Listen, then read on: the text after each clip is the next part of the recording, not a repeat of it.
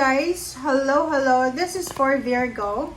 Virgo, welcome dito sa aking channel, Kapalaran 888. Welcome Virgo. Alamin natin kung anong messages, vibration, gabay, energy para sa inyong lahat. This is general reading, so I hope na makaresonate ka dito.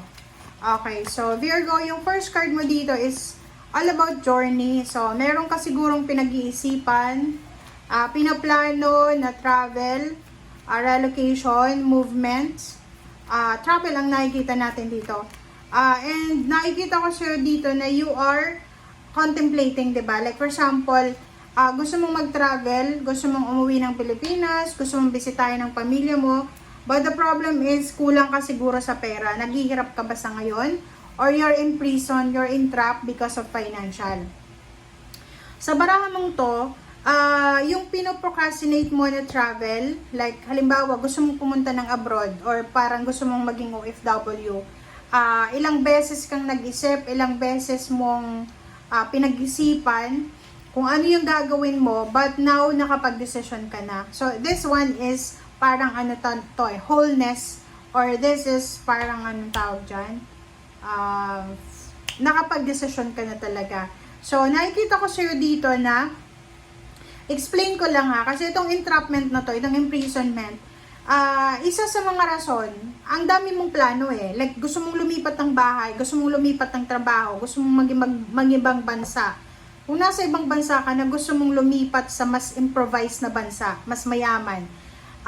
Yung iba naman nasa Pilipinas, gusto nyong lumipat sa mas magandang trabaho kasi you're feeling imprisoned Yung parang feeling mo, kahit anong gawin mo, walang nangyayari. Hindi ka nakakaipon ng pera, pagod na pagod ka sa trabaho, naghihirap ka, parang ganon. So, now, sinasabi ng barahan na sa linggong ito, from September 22, yung araw na yan, 22 to 28, yan yung araw na posibleng makakapag-desisyon ka na, okay, ipupush ko na talaga to. I need to be courageous para matapos na to, para mawala na ako sa anumang imprisonment.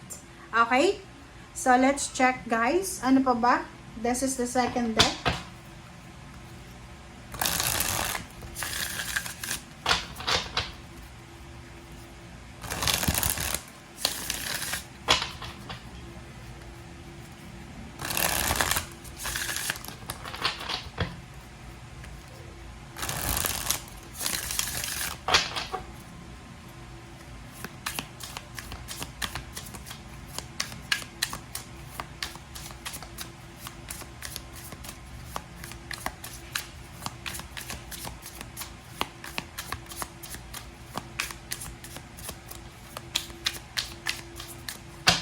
Alright, so second deck tayo, Virgo.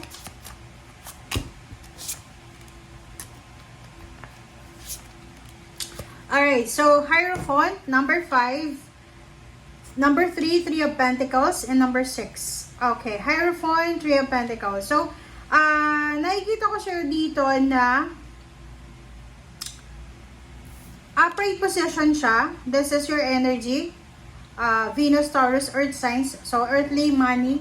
Sinasabi ng barahan na to na kailangan nating yakapin kung ano yung nangyayari sa buhay natin ngayon. Changes, transformation. Kasi minsan, di ba, mayroong nagbabago sa buhay natin na hindi natin matanggap. And because hindi natin matanggap, parang yung decision natin is against the flow. Di ba? Against the flow So, sa'yo, sinasabi ng barahan na you are lucky because there's someone here, like family, relationship, na posibleng sila ay willing na suportahan ka, tulungan ka sa kung ano man na mga pangangailangan mo, lalo na assistance and guidance. Alright, next card natin is 3 of Pentacles. This is the same with the Hierophant. So, there's a teamwork, diba?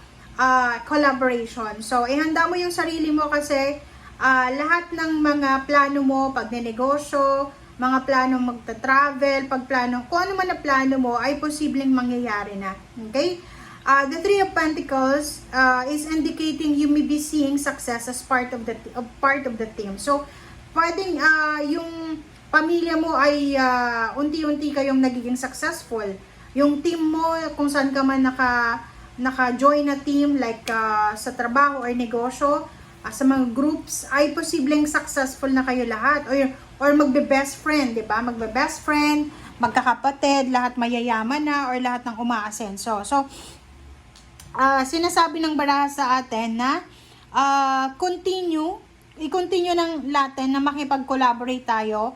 Kasi, through collaboration, through attachment and friendship, doon mo makukuha yung talagang essence ng pagiging ikaw eh. Kasi hindi lang ikaw yung naandyan sa grupo na yan. Kumbaga, part ka din ng grupo, part ka ng success ng isang grupo. Parang ganon.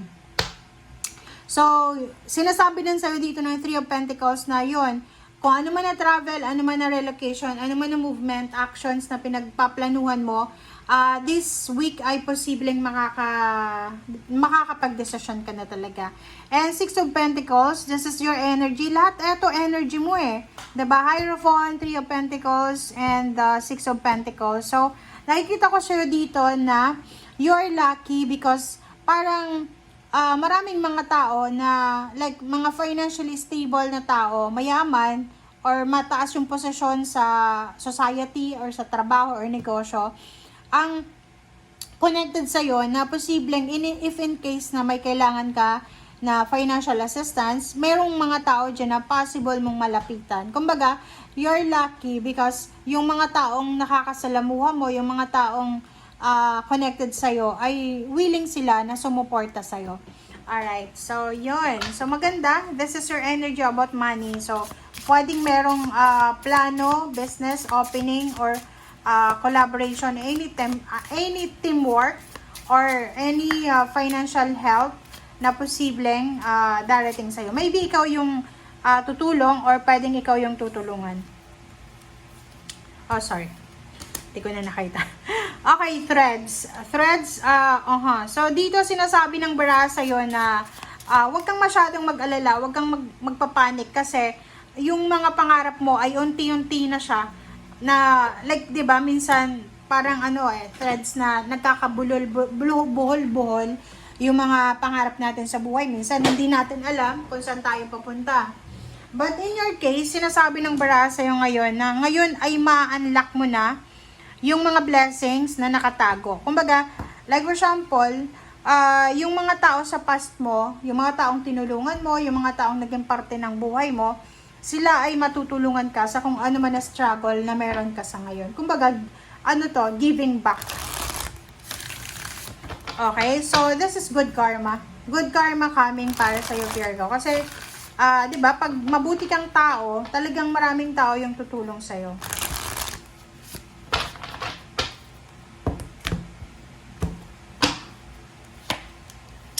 Alright, Five of Wands. Oh, diba? Wow! Nakikita ko rin sa'yo dito na there's parang reconciliation. Maybe, meron kang kaaway sa trabaho, sa negosyo, sa mga tao sa paligid mo. And possible na ma-settle down this controversial quarrels, miscommunication, or kaan pa man yan.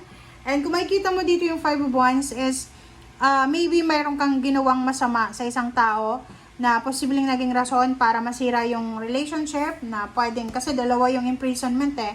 Like ikaw, nakagawa ka ng masama sa kapamilya mo, sa parents mo, or sa siblings mo, na kailangan mo daw na humingi ng tawad para maayos yung relationship nyo. So dito, possible na ikaw yung gumawa or ibang tao, basta there's an apology accepted, there's an apology, asking for apology or forgiveness, parang gano'n. Sa loob ng trabaho, nakikita natin dito na gano'n din, pwedeng may kaaway kang katrabaho, maybe yung boss mo ay naiinis sa'yo, maybe there's someone na parang naiirita sa'yo kasi parang ang galing-galing mo sa trabaho. So, nakikita ko sa'yo dito na yung mga gusot na yan, yung entrapment, yung parang, kasi ganun eh, pag meron tayong kaaway sa trabaho, sa pamilya, parang merong entrapment eh. Parang nandoon tayo sa, parang na-entrap tayo, di ba? Okay? So, yun guys, ang nakikita ko sa inyo ngayon.